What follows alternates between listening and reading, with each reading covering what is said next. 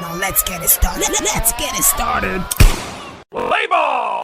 No striker for Arsenal step up Merino, scoring 2 goals after he was introduced in the 60th minute. He played as a false nine, as a nine, depending on how you want to see it, but he played as a striker in this game when he was introduced in the second half, and he scored 2 to give Arsenal the win against Leicester away from home, 2-0. Okay guys, let's start with the substitution.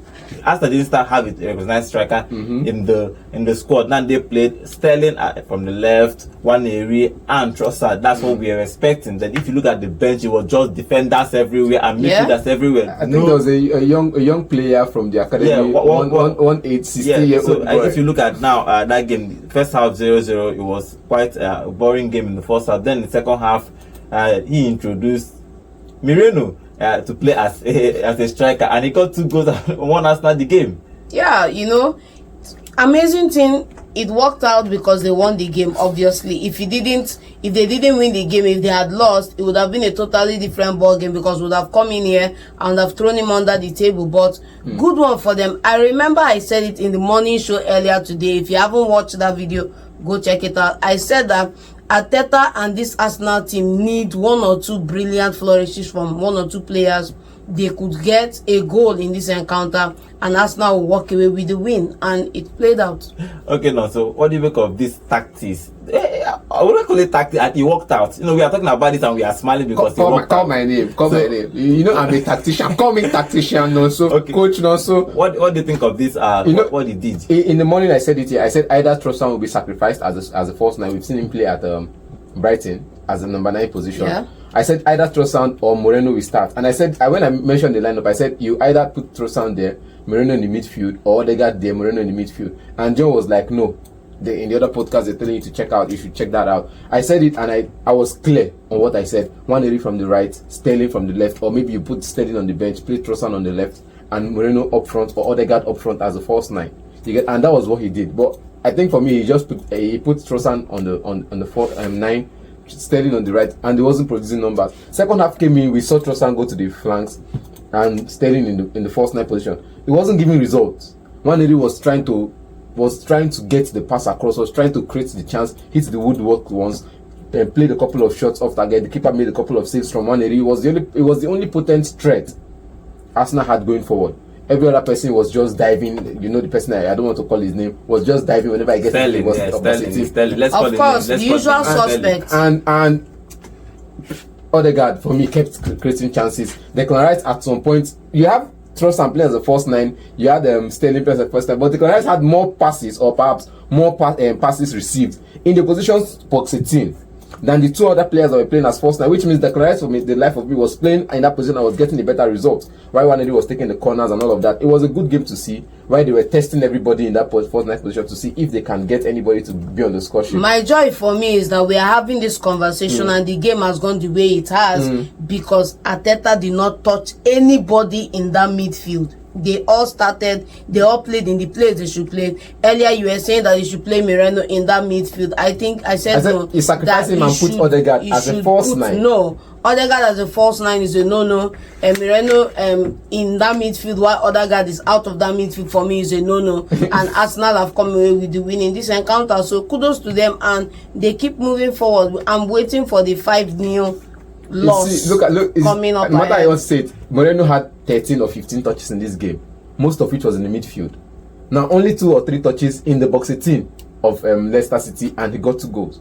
3 touches in the opposition's box, and he got 2 goals, which means he was more in the midfield in this game, and most of the passes he completed. 90% of the passes he completed.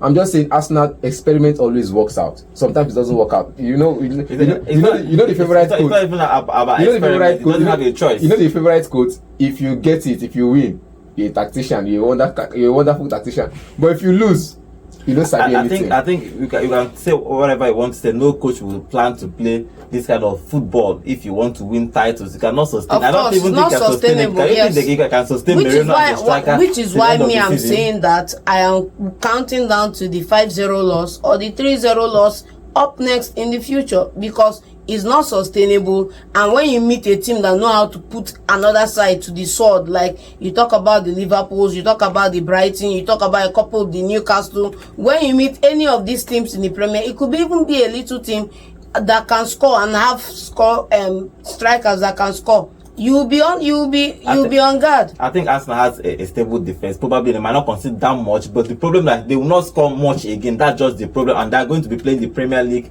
and the Champions League for about 5 months without a striker. How does that even work? Okay, let's talk about. It will work out. It will work out. Okay, if you look at that game again, I like you're saying it will work out because every tactician has a plan. you will be here when it goes south, and you'll be here to throw them under the table. You're the one who's always against Arteta and the board of Arsenal. I'm a tactician. What I see is per game. And I plan for the next game. And for this one, it has worked out. Merino started from the bench, came in the second half, and got the man of the match award. You get, which means because he scored 2 goals. But if you ask the man of the match award should have gone to Nwaneri. If you ask me, Nwaneri put up a performance. Okay, 90 minutes. The first goal, Nwaneri crossed the ball. It was a good header. I think when he plays for Spain, he's placed behind a striker against Germany. He had a goal. Yeah, he had a goal. So I think it worked out for him. That first goal for Nwaneri, Nwaneri did well, as you just said. Good cross, good header for Merino. I think it was a good goal for both 2 goals. Yes. And the second goal, the way he stayed as a striker. He's a striker instinct. The way you see the second goal, he was just at the back of the post waiting for that cross to come. He just came in and he just tapped the ball. I think positional awareness is something everybody needs to work on. Of course. Defenders need to work on positional awareness, not just because of themselves, to know who they track, who is running behind them and who they can track. Then strikers, on the other hand, need to work on that positional awareness to see where the pass is coming from and how to connect to the person who is making the pass. Because for me, the second goal was almost going to lose it, because defenders were almost going to close him out. You get, but he had the space, he had the time to just tap it into the box. And I felt that was just the goal Arsenal needed to seal the win, not even the first one. Because after the first goal, Leicester City came back and was trying to get a result, but Merino scoring 2 goals. Okay, let's talk about Arteta and his tactics. Do you think that he can sustain this course to the end of the season? That's it's not sustainable. The most important thing is, when you understand the situation and what is at stake, you plan a way out. Now, will you win games from now to the end of the season? Obviously. Will you lose games? Obviously. It's not a sustainable model, but it's now all about picking what works. And then when Saka comes in, you can now leverage Saka to, give the team more options up front than what is currently available. Yes, Saka, Martinelli coming back, good options. There was somebody on the bench today. Did you see him? Ben. Yeah, Ben White. 3 months now he's back. Now he can play in midfield as well.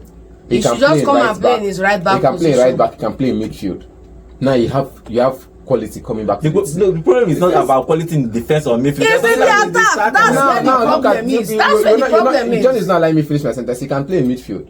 Now, if you can play first line, right? Then if somebody else can be sacrificed to go forward, nobody else should be sacrificed from that midfield. Odegaard, Declan Rice, he can be a workhorse, because in this game I saw Declan Rice making more passes or more touches in the opposition's final third than Trossard and Sterling in together. This game, right? In this game, right? Yes. In this game, right? No, you can wait until you put Ben White in that midfield, move somebody out, and then you lose a game you shouldn't.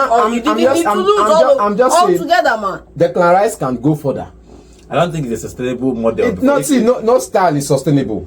No style, not even the Ferguson style is sustainable. You can style, even if you have cannot say that it's not sustainable. If you have a striker, it's sustainable. If you have a striker that can score you goals, it's what you know what it means. That if you have an Isak, and you bench Isak, and you are putting a Merino there. Because we were talking about most those days, they had 4 strikers. Some of those strikers don't even play. Yeah, ODS. It's not sustainable, because some of those strikers will still play and still not get a goal. The truth is that nobody will win all games. But the truth is that if you are a coach, you don't plan a whole season with, except you have Messi. You can say, I'm not buy a striker because I have Ronaldo. Messi or something like that. But every other coach buys a striker. You don't plan your squad without a striker. It happens everywhere. But let's see what Mikel is going to be doing. It's going to be dicey what he's going to do in 6 months. But he said that he's going to find solution internally. That means Arsenal might not get any free transfer. So everything has to come from inside, either on the 21 or Merino playing as a striker, or probably any other person playing as that first line to the end of the season. Finally, do you think that they can challenge that league? Now they are 4 points. They have cut the gap to 4 points, even though Liverpool have to play tomorrow against Wolves. But do you think Arsenal can now challenge for this league and maybe somehow, by miracle, just win this league somehow? We'll talk about this after the Liverpool game tomorrow. It makes sense, Copium right? Copium is the opium of Arsenal fans, right? So they are coping and hoping. Right now it's hopium. Everybody is hopeful for today and all of that, but reality will soon set in. So good one. Just focus on yourself. Forget about Liverpool. Focus on your game. Keep bailing it out one match at a time, and you look up and you're champions. You know, when they went to Saudi for the training last season, they came back and started winning games. I think they lost only one game till the end of the season, and they had a couple of wins. Probably it might work out for them. Now they are back from Saudi. The only issue here is that Havertz got injured in that training camp, but if it works out like the way it works out last season, probably they might challenge and probably win the league. But it's still a long way to go. It's about 13 games now remaining for the league to end. But Liverpool is playing tomorrow. Now the gap is 4 points. But let's see what Arsenal will do till the end of the season. I've also just said, if you do a tactics and it works, you become a tactician. But if you do it and you fail, everybody will come down on you. If you go on social media, everybody is not saying that Merino is the hidden striker that Arsenal did not know. And they will not say that they don't need to buy another striker. The worst part, this is the first time in 9 years he has scored 2 goals in a single match. He has scored 2 goals in a match. So if you go, and it's an omen that he should be playing in the night, right? Everybody is talking about opium everywhere. I even saw who needs Isaac when you have Merino. Opium. So let's see what Arteta is going to be doing if Merino will continue as a false nine. But I think he will continue, even as a substitute. He will continue. He might not start, but he will play there as a substitute. But let's see what happens with Arsenal. And let's see what happens with Arsenal till the end of the season. For this particular game, they won against Leicester 2-0.